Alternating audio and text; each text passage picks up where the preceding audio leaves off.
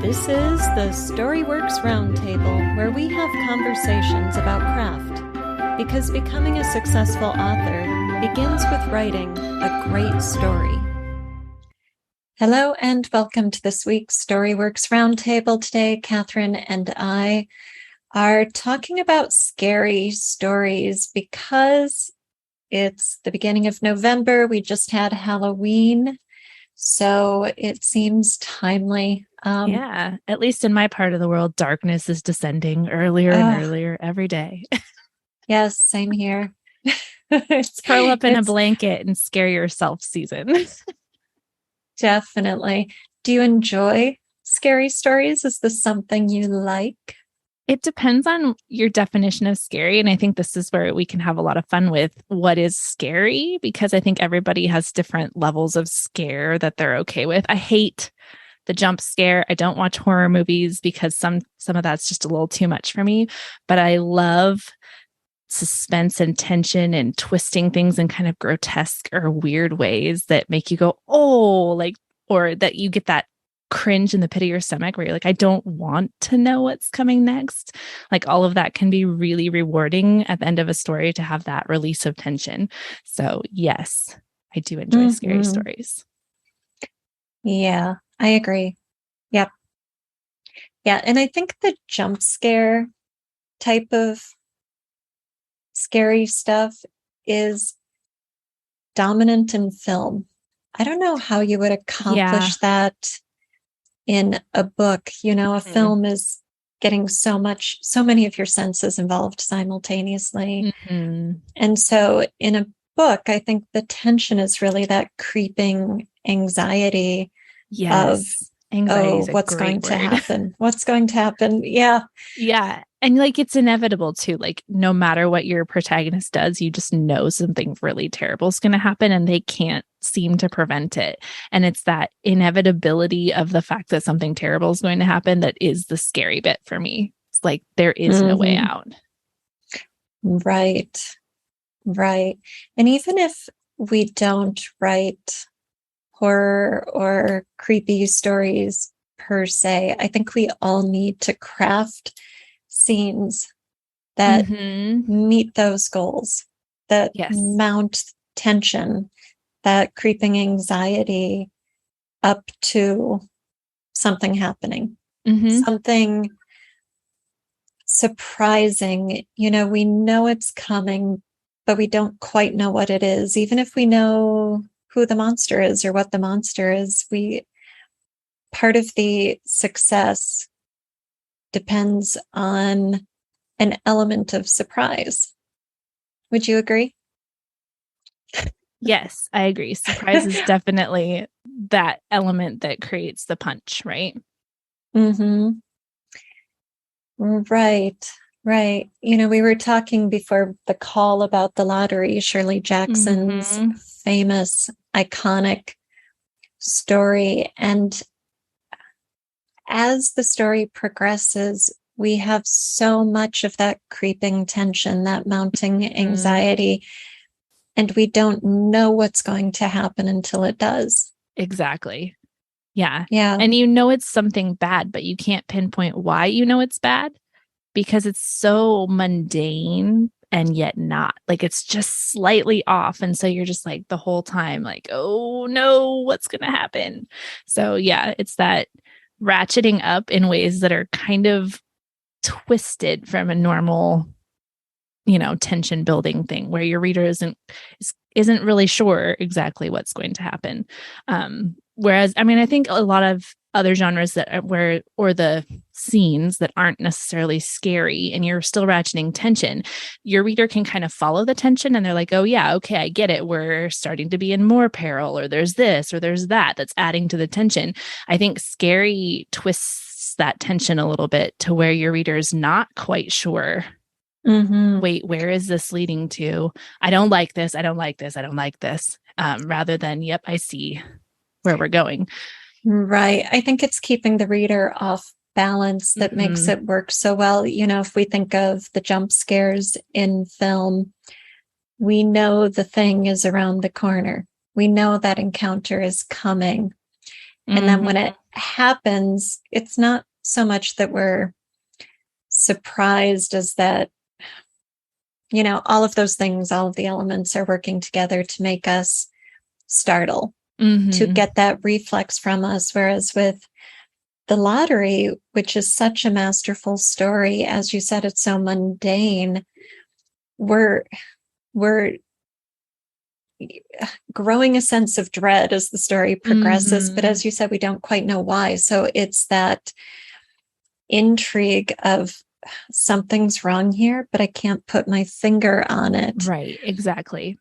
Yeah. And once you do know, you can go back and look at the story and walk through it and say, oh, look at the stones, look at the dialogue, look at the references to the past and to change, look at the description of the black box where the slips of paper go. And if you've never read The Lottery, go read it.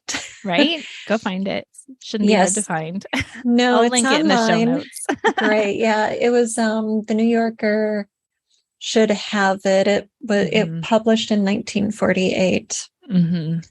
So impressive. Yeah.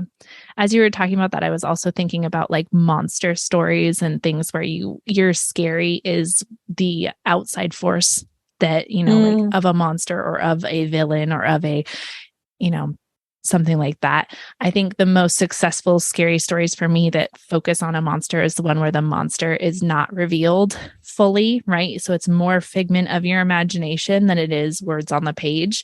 So you get tidbits and morsels, but you don't get the whole monster until the very end, or maybe not ever, right? Because I think we can scare ourselves better than anyone else can, right? Because we already know our fear points. And so like things that will scare us more, our brain will conjure when given the opportunity to create a monster, right? So it's like, I'm thinking of the movie Alien, but I don't know if the alien comes out too early for this, but just like that, when they're running down the corridors and you don't quite know what exactly is chasing them, or, when things haven't popped out yet and you just don't know, right? That fear, you can create your own crazy fear out of that, which I think is more successful, at least for me, than being handed a monster. Then it becomes more like a thriller for me. Yeah. It's like chase and, like, are they going to make it? Sure. But not so much the scary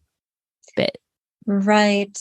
And, it's interesting as you were talking about that, I started thinking also about the monster stories that get us to think about who we are and see ourselves in another light. And so if we look at Frankenstein, the monster is just called the creature, and Frankenstein is actually Dr. Frankenstein, the creator of the monster. And if you read the book and get away from all the lore around the monster, what you discover is that the creature was born, came to life as sort of a tabula rasa and was not monstrous.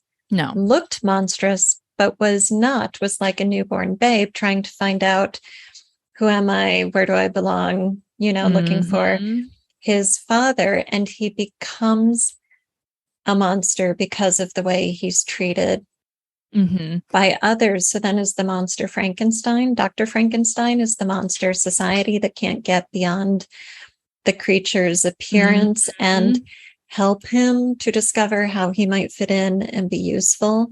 Right. And so the tension there is really working on multiple levels, because on the one hand, there's Frankenstein trying to take down his creation and the creation trying to survive. But then also it becomes a cycle, like acts of vengeance on the doctor and such. But then we also have that tension of locating ourselves in this story, which is very interesting. Yeah. The who's the monster usually, in my experience, turns into yes. Right? Yeah. You are the monster. They are the monster. We are the monster. Everyone's the monster, right? But in the writing of that can be really scary because you're trying to reveal that and figure that out. And you're like, oh my gosh, here comes horrific thing after horrific thing. And then I have to relate it to myself because that's what that book is calling you to do. right? Is Mm-hmm. to really look deep inside yourself and say, what would I have done in that situation? And the answer is probably not pretty. Right. We all wish Right. we were better than we are. Right. But not unless you're in that situation, would you really know? And, we can all kind of sympathize with Dr. Frankenstein. We can all sympathize with the monster. We can all sympathize with society that didn't know what to do with it. Right. So, yeah, it's, Mm-hmm. again, masterworks. Yes. Yeah.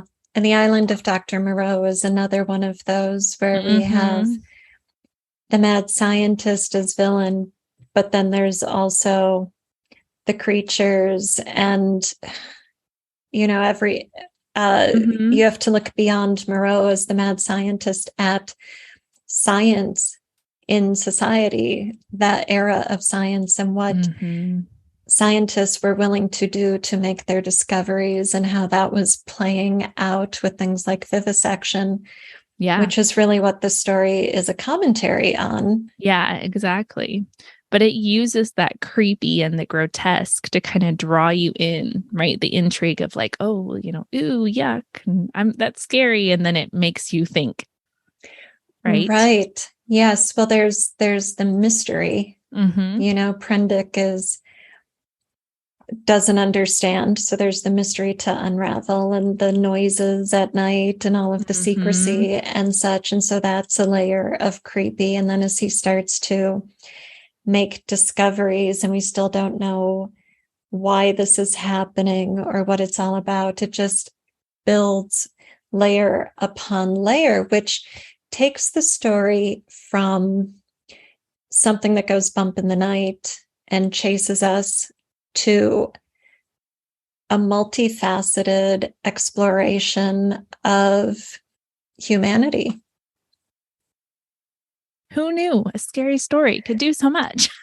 I know, right? Well, I It's think amazing. that's the problem is we simplify art so much, right? Like, oh, it was a scary movie, I got scared, or oh, it was a scary book and it scared me. But I think scary really has the most opportunity to really make you dig into why did that scare me and why did it bother me so much?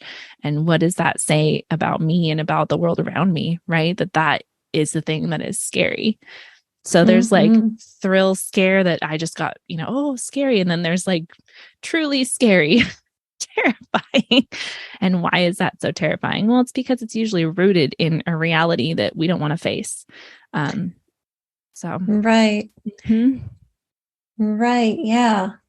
Yeah. And I think those are the stories that really stay with us. Like you might read something really unsettling and then not want to go into your basement after dark that day Right, because you've got these right. visions of creatures and horrible things in your head.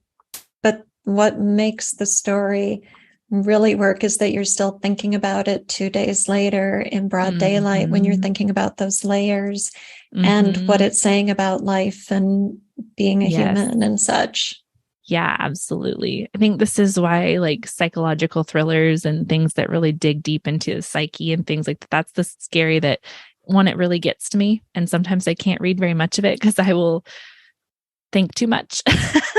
Spend way too long being maybe too much in my own head for a while. But also, those are the ones that really captivate, I think, a little bit on that scary side. So yeah. Mm-hmm. And then you turn around and recommend them to everyone, right? Because you want to know what they think and you want to know, did it scare them the same way or did it make them think about the same things you were thinking about? So yeah. Mm-hmm. Right. Yeah. So, all right, let's talk about some of the craft elements that go into writing Mm-hmm. scary stories. And we've talked about the lottery and keeping the reader off balance, having Mm-hmm. something that on the surface is completely mundane. It's such an ordinary day and everybody is behaving in such a seemingly normal way, but there's just something off. Mm-hmm. Right. And that creeping tension until the twist, Mm-hmm. right, that drives home that discovery of what's wrong and what this means and what it's about. So I think, to put it into what to do, terms, we could say don't put everything in front of the reader, right? Yeah, absolutely. Yeah, especially when you have characters who know what's happening and understand it. Like in the lottery, the characters have dialogue that makes total sense in this context for them because the lottery has been happening for generations. Mm-hmm. So they aren't going to describe and define it for each other. And so Jackson, as narrator, withholds that. She doesn't go into exposition to give us backstory and explain to us what it's about. So we get this vague sense of Mm-hmm. what they're talking about without really understanding it Yeah. until the end, until it happens. And so that authorial withholding is really useful. Mm-hmm. I think this is the kind of story that I would definitely build from the back to the front, right? Like know exactly what you're trying to do at the end and then build it backwards to give just the right amount of clues to kind of twist things just the right way so that the reader feels uneasy, they feel scared, they don't want to know what's coming around the corner, but they can't help but know, like they got to keep turning the pages. And that withholding, man, I'm thinking like Poe too, like just withholding till the very last second so that the reader, all of a sudden you get that gut punch of like, oh, this is that tension release moment of knowing exactly what is scared you, feeling that fear. So yeah. Are you ready to write scary stories? Check out my Scary Monsters and Super Creeps workshop at StoryWorksFiction.com. We will examine what makes monsters fun and fascinating across all genres and all of time. We'll explore types of monsters and tropes in monster fiction. We'll study the first encounter scene. We're going to get into the shape of monster stories, 2 plot structures that apply to any monster narrative. We'll examine point of view considerations, and you'll come away with the tools to make informed decisions about whether or not your monster should have one. During this workshop, you will discover your monster's backstory and write its origin tale. Then we'll make contact. Get that monster's first encounter scene on the page. This course is open, it's self-directed. Enroll today at StoryWorksFiction.com and start writing your monster. Backwards, I think, is how I would write a scary scene or a scary story. Yeah. Or at least, do a really fast and dirty draft to get yourself to that twist. And then once you've got the discovery done, okay, this is what I have to do. Okay. Now I'm pull back going here, back. twist this, foreshadow this, amplify mood, Right. Yeah. Yes. Yeah. So mood, let's talk about that, 'cause creating mood is critical to having a scary story. And Poe does this so well.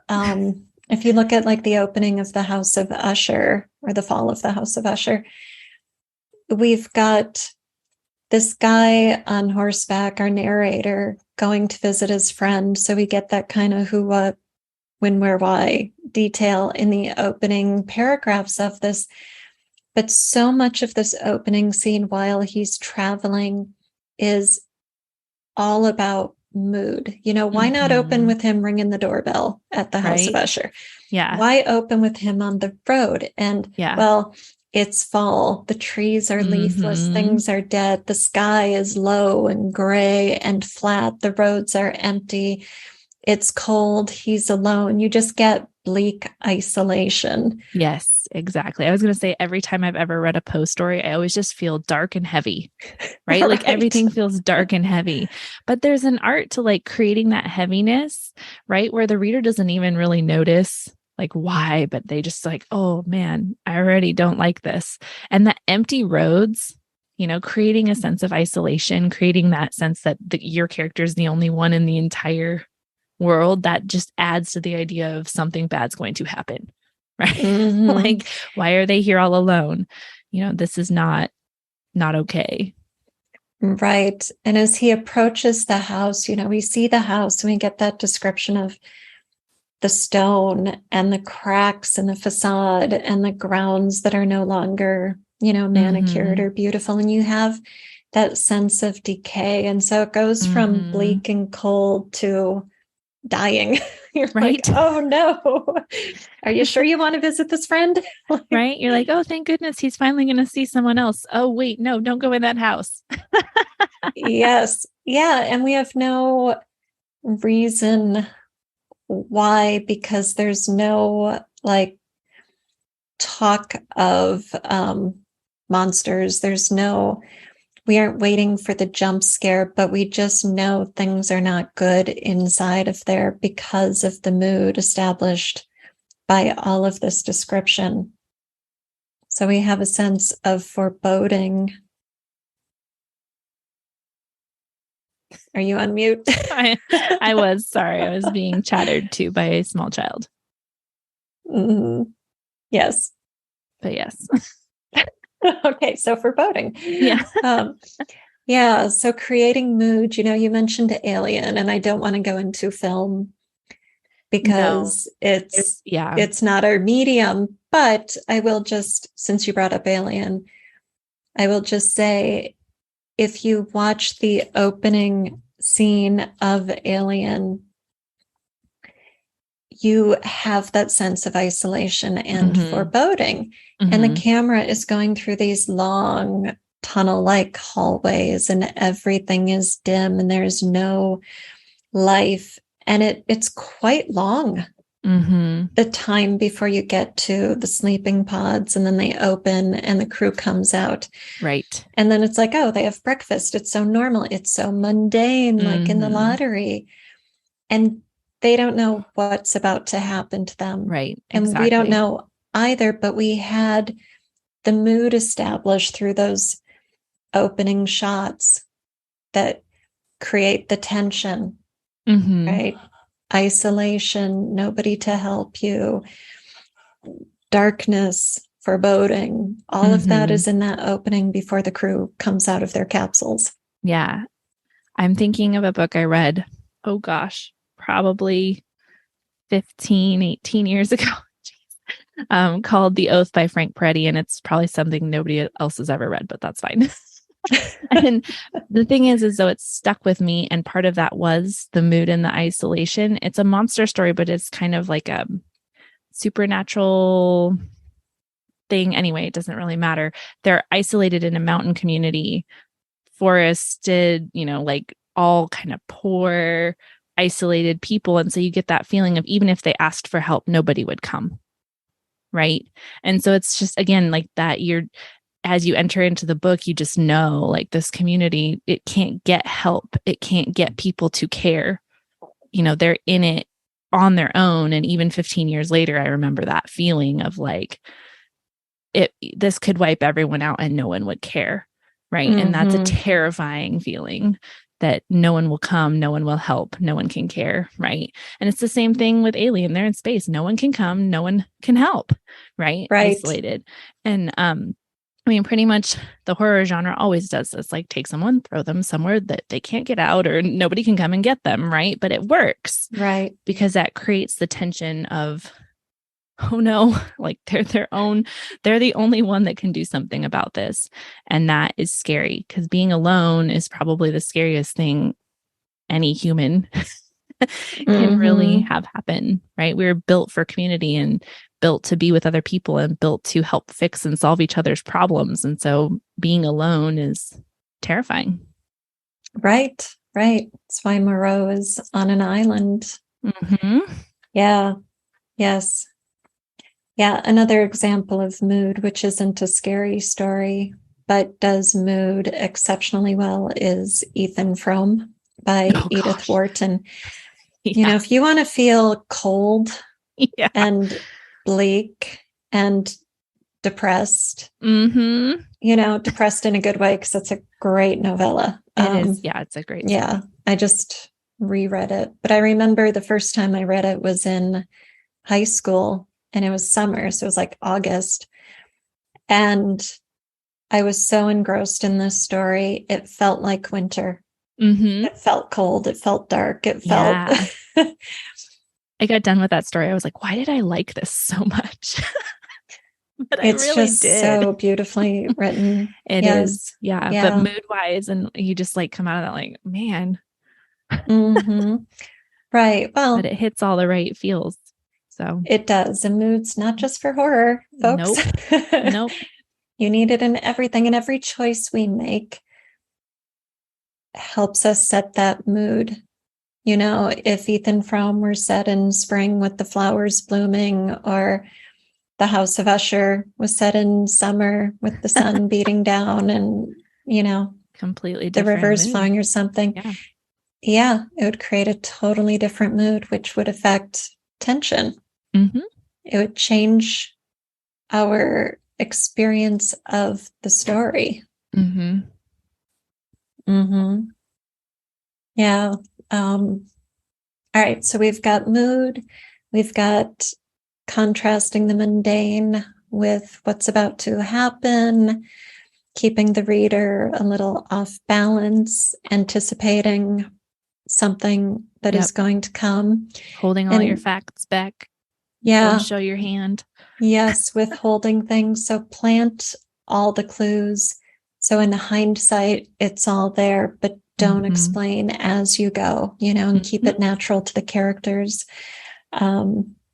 which is brilliant in The Lottery. So what else? We mentioned surprise. How do you create surprise? We can't rely on jump scares, right? It's not a closet door opening and something shouting boo. So what is it? Well, I think this is where your twist comes, right? And I think we've talked about twists before, just taking something, what the reader expects, and just not doing that, right? And I think with scary, this is just, that's the art of the craft, is creating that twist that the reader doesn't expect. So you've got this anxiety and this tension that leads to somewhere you didn't fully anticipate. Even if you know there's a monster around that corner, what the monster is surprising. Right. So twisting away from,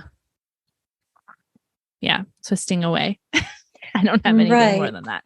Yeah. I Am Legend is a horror story that does that really well, and also has those layers of horror where it's really not about zombie vampires. It's about humanity and the human condition. And, you know, we are right there with our protagonist as the hero who must slay these zombie vampires who are coming in hordes to kill him every night until that twist occurs. And it's such an intriguing surprise. You know, it's one of those where a week later you're going, dang, really? Right. Wow. I didn't anticipate that. Okay. So I'm the monster under the bed. Oh, right. No. And again, it comes back to you and relating to you and making you think. And that's just really cool. Yeah. Well, and the way it's set up with, for anyone who doesn't know, I forget, Robert Neville is the protagonist, right? Robert. It's been a Neville while, for yes. sure. Yeah. But definitely Neville is one of his in his name. So Neville is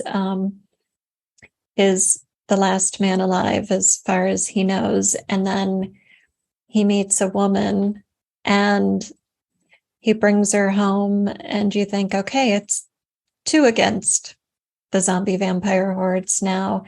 And you want to see where this is going to go. But then it turns out she is one of the vampires. But some of these vampires have adapted to be more human-like. So they aren't like zombies. They aren't mindless creatures who just want to kill. They're actually developing a civilization. And so for them, Neville is the monster. Neville is the vampire slayer. Right? And they're the new humanity. Right. So exactly. You get this great turning point in the story when he meets another human, and then you get that twist where she's not what we thought she was. And meanwhile, he's not. what we thought he was. Meanwhile, we've built empathy with the enemy, and we've created this whole situation where you can twist the whole thing on its head and make everyone think. So, yeah. Mm-hmm. Yeah.